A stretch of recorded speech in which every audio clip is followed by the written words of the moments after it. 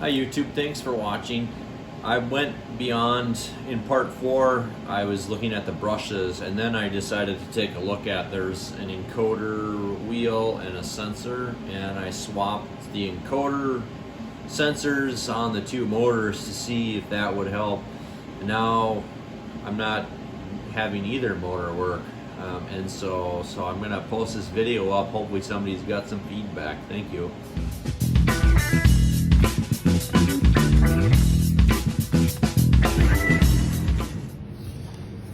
I'm gonna try to take this encoder off. What I discovered is that you can't actually, it's hard to see in the video, but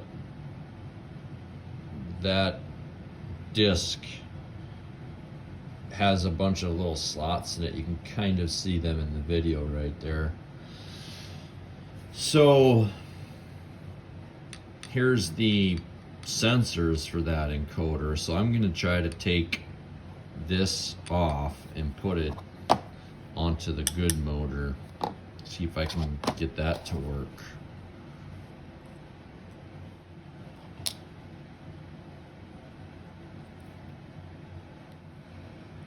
Well, there's really not much to see here. There's the part number.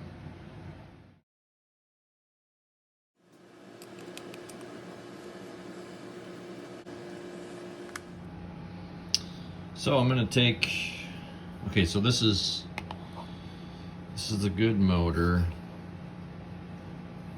and this is the encoder from the X.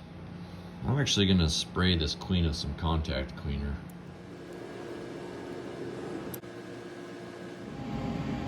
I put the Z motor back on the Z drive with the encoder sensor from the X motor. And when I powered it up, this is the message I got. So maybe it's that encoder sensor. So what we just saw is that the Z motor here with the encoder sensor from the X motor gave a excessive Z-axis servo error, alarm number 093. So, ooh, is that thing? Oh my God, that thing's paper thin. Look at that. Woo. Okay. So we're gonna put the one back on here.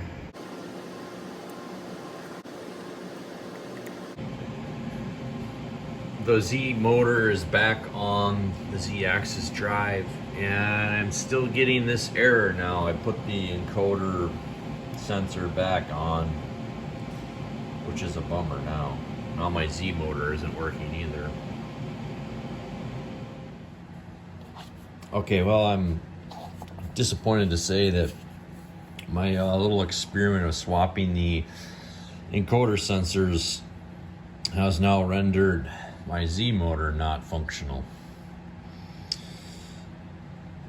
So this is the part,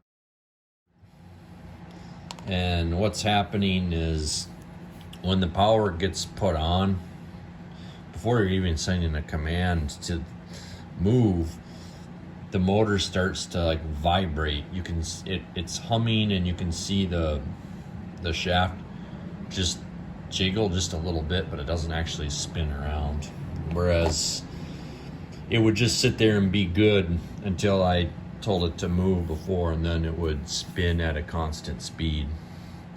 So I don't understand servo motors and the interaction of this encoder with the controller, but you know, I've ohmed out both of these motors. If everything's the same there, the brushes look okay. I'm not going to take this thing apart right now, because now I'm suspicious that this could be my problem right here. So this is the part number. So if anybody understands what's going on with these encoders, that'd be great.